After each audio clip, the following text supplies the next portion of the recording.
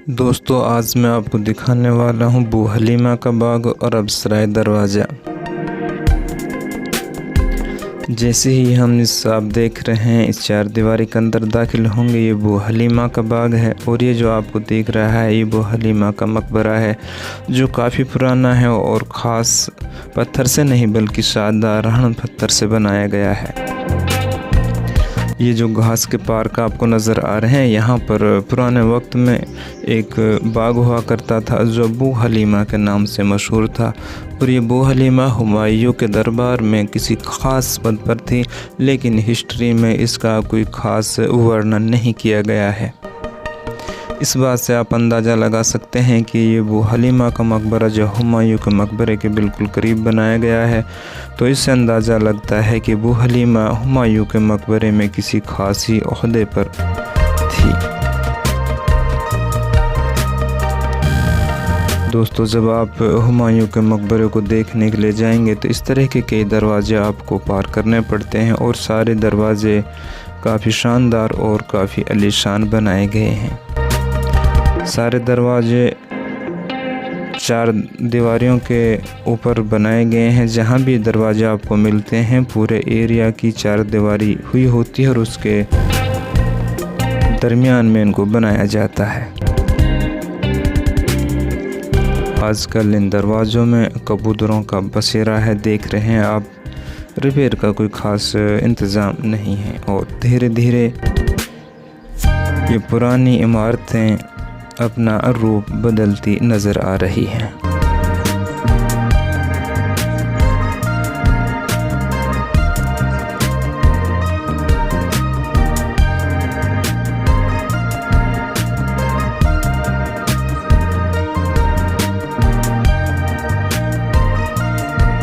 और ये है वो अरबसराय के नाम से दरवाज़ा जो आप देख रहे हैं। ये लगभग 50 फुट ऊंचा दरवाज़ा है, जिसमें लाल बलुआ पत्थर का अधिकतर इस्तेमाल किया गया है। बाहर का साइड में जो आप झरोखे देख रहे हैं उनको भी काफ़ी शानदार तरीके से बनाया गया है। ये अरबसराय दरवाज़ा, इसका नाम अरबसराय दरवाज़ा क्यों पड़ा? कहा जाता है कि हुमायूं के मकबरे को बनाने आए अरब से जितने भी मज़दूर शिल्पकार वो यहीं ठहरा करते थे। और इस अरबसराय दरवाज़े के बाद पीछे जो आपको इमारतें मिलेंगी, ये उन मज़दूरों की, शिल्पकारों की ठहरने की इस जगह थी।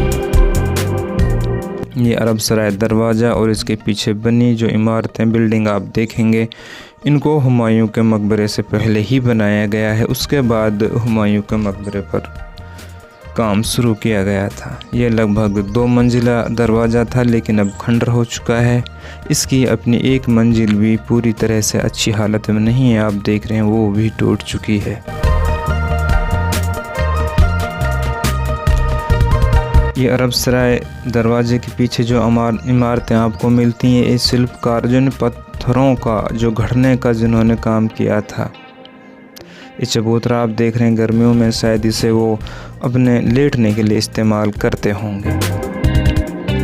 हुमायूं के मकबरे में जितने भी पत्थर को तराश कर लगाया गया है, ये अरबसराय की जो जगह देख रही है उन्हीं मज़दूरों के लिए बनाई गई है, जिन्होंने हुमायूं के मकबरे के लिए पत्थरों को तराशने का काम किया था।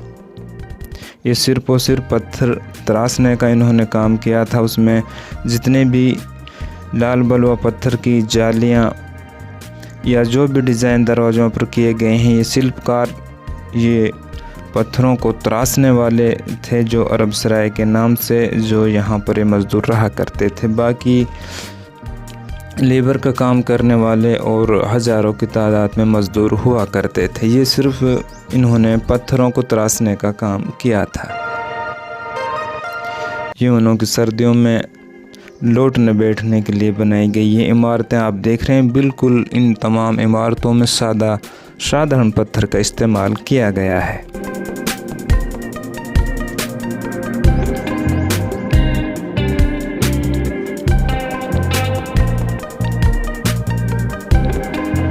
अरब सराय के पीछे बनी जितनी भी इमारतें आपको देखने को मिलती हैं बिल्कुल साधारण पत्थर से बनी हुई मिलती हैं।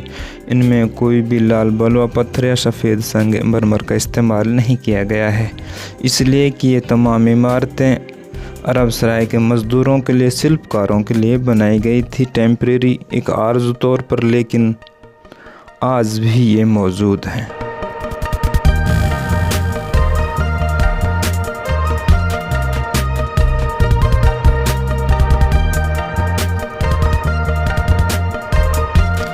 अरब सराय दरवाजे के पीछे बनी हुई इमारतों में एक यहाँ पर ये मस्जिद आपको देखने को मिलती है।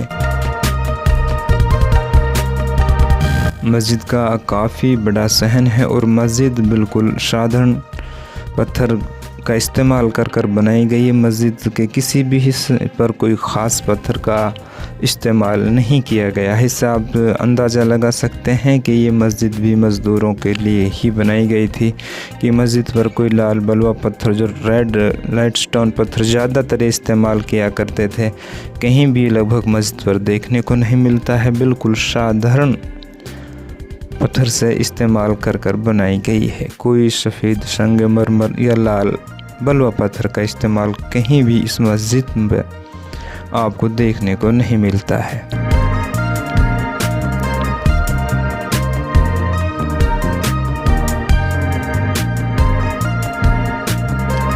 मस्जिद माशाल्लाह काफ़ी खूबसूरत अंदाज में बनाई गई है, लेकिन मस्जिद को बिल्कुल साधारण तरीके से बनाया गया है। बिल्कुल साधारण पत्थर इस्तेमाल किया गया है। और आप देखेंगे मस्जिद के बराबर में आपको देखने को एक मकबरा भी यहाँ पर मिलता है। ये मस्जिद का बीच का महराब है। इस तरह के 3 महराबों वाली मस्जिद है। लगभग 2 सफ़ की ये मस्जिद है।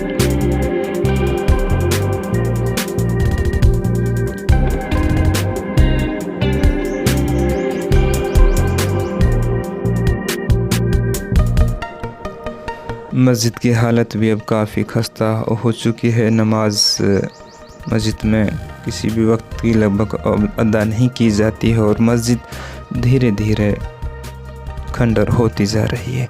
मस्जिद के साइड में आप देखेंगे आपको एक मकबरा यहाँ देखने को मिलता है। ऐसा लगता है इस मकबरे को देखकर कि ये इमाम साहब, मस्जिद में नमाज पढ़ाने वाले इमाम साहब का भी ये हो सकता है। यहाँ पर कोई नाम नहीं लिखा हुआ है कि मकबरा किसका है, लेकिन आप दोस्त ये अंदाज़ा लगा सकते हैं कि शायद हो सकता है ये मस्जिद में नमाज पढ़ाने वाले इमाम का भी हो सकता है, इसीलिए मस्जिद के बिल्कुल करीब इसको बनाया गया है। इस मकबरे में 3 कब्रें आपको देखने को मिलती हैं। एक इमाम साहब की हो सकती है, उसकी बीवी की हो सकती है, या और एक उसके किसी बच्चे, लड़के या लड़के की हो सकती है। तो इसमें 3 कब्रें आपको देखने को मिलती हैं। तो दोस्तों, आपको वीडियो कैसे लगी कमेंट्स में ज़रूर बताना। अगर आप दोस्तों ने अभी मेरा चैनल सब्सक्राइब नहीं किया है तो प्लीज़ मेरे चैनल को सब्सक्राइब कर लें और बेल का आइकन भी प्रेस कर लें, ताकि हमारी तरफ से आने वाले इसी तरह की वीडियोज़ के नोटिफिकेशन आपको मिलते रहें। दोस्तों, लाइक एंड शेयर भी कर दिया करो। अगर आप दोस्तों को हुमायूं का मकबरा या ईसा खान का मकबरा जैसे इमारतें भी देखनी है तो मेरे इसी चैनल पर हकीमुद्दीन व्लॉग्स पर आप देख सकते हैं। इसी चैनल पर जिस पर आप इसको देख रहे हैं तो आप देख सकते हैं। अल्लाह हाफिज़।